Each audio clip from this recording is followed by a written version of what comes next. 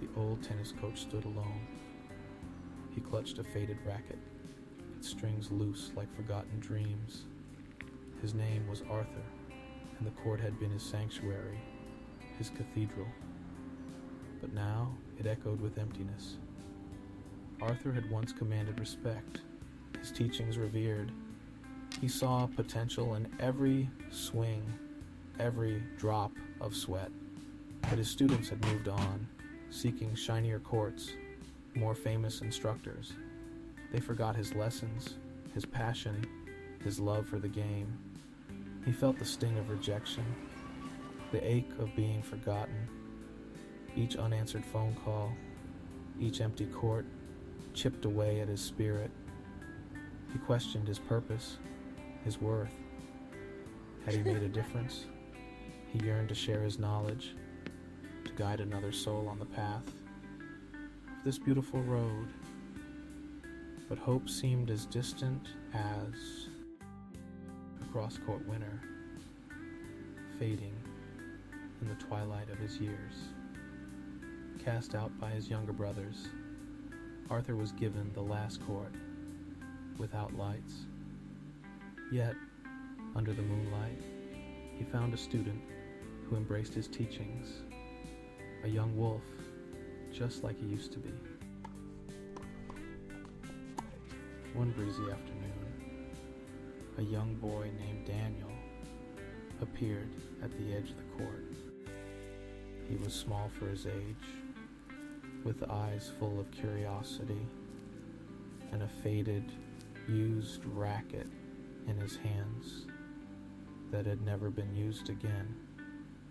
He approached Arthur cautiously, almost shyly.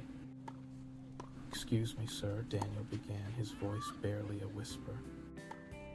Do you teach tennis?" Arthur looked up, surprised. A flicker of hope ignited within his eyes, a tiny spark in the ashes of his divide.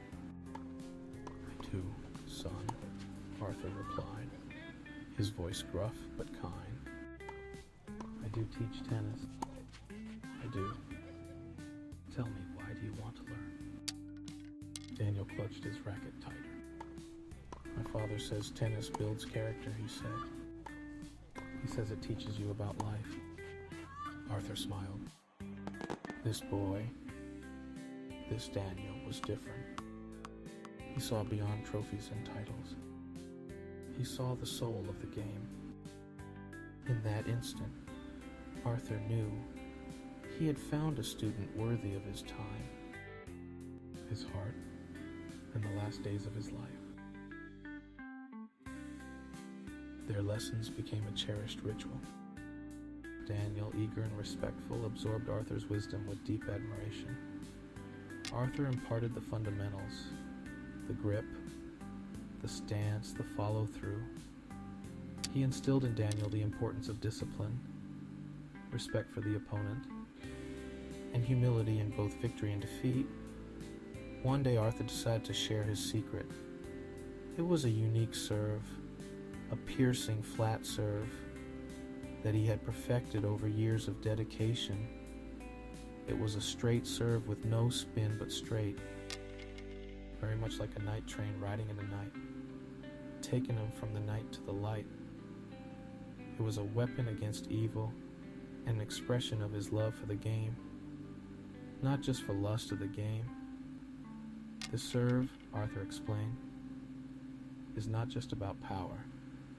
It's about precision, timing, and putting your entire being into the shot. Daniel listened intently, his eyes wide with respect and wonder. He practiced the serve tirelessly, his small frame mirroring Arthur's movements with surprising accuracy. As Daniel mastered the serve, Arthur saw more than just a student. He saw a reflection of his younger self, the passion reignited.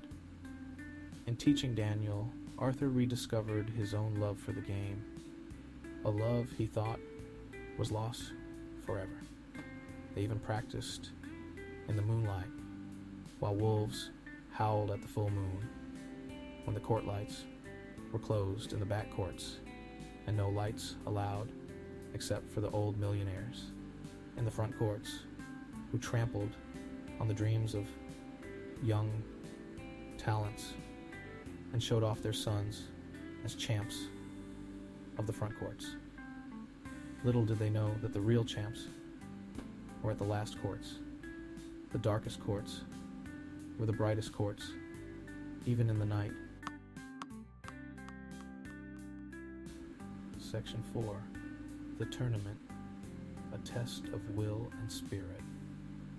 The day of the tournament arrived, a bright banner against a clear blue sky. Daniel was nervous, his hand trembling as he gripped his racket.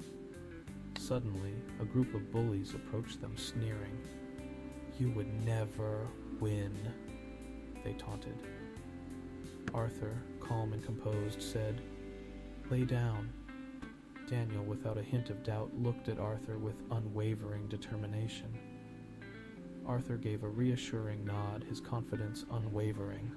Without hesitation, Danny dropped his racket and laid down in the middle of the tennis court, showing humility for his teacher. The others were shocked and went away. Arthur placed a reassuring hand on his shoulder. "Remember what we've practiced?" he said. "Remember the serve, but most importantly, remember to enjoy the game." Daniel's first few matches were tough. He faced older, stronger opponents. He fought bravely, his spirit mirroring Arthur's teachings. He lost some points, some games, but he never gave up. He kept fighting, kept believing. Then came the final match. His opponent was the regional champ, a tall, powerful boy known for his aggressive playing style. Daniel felt a surge of fear, but then he remembered Arthur's words. Believe in yourself. Believe in the lessons. Hard work always bears fruit. Section 5. Victory's sweetest reward. A student's gratitude. The final match was a tense back-and-forth battle. Daniel, smaller and less experienced, fought with heart and determination. He used the secret serve, the flat serve, catching his opponent off right in the middle, like a night train taking souls to the light, a bright light from the skies. The crowd gasped as the ball landed perfectly, time and again. Finally, the moment arrived. Match point. Daniel took a deep breath, closed his eyes, and pictured Arthur's encouraging eyes. He served, the ball a blur of yellow against the blue sky. His opponent lunged but couldn't reach the sky. The ball landed squarely on the line.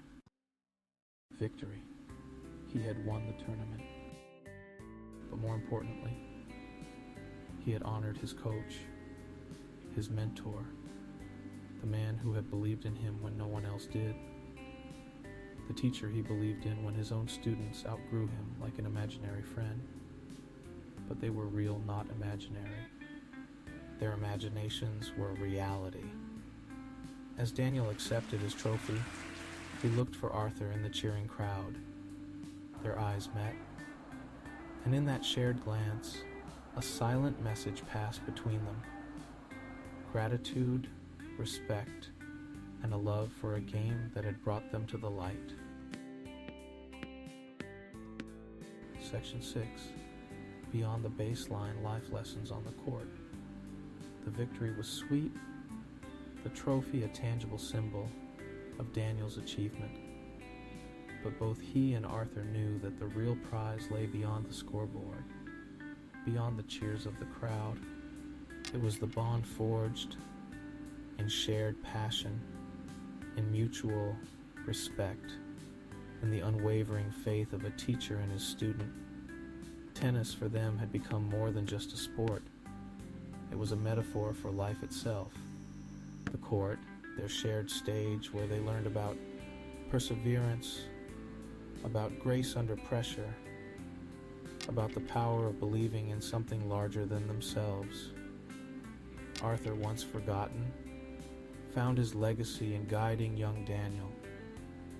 Daniel in turn learned that true victory lay not just in winning, but in honoring the lessons, the sacrifices, and the unwavering respect for coaches, teachers, mentors, and all those who came before and who paved the way from darkness and into the light.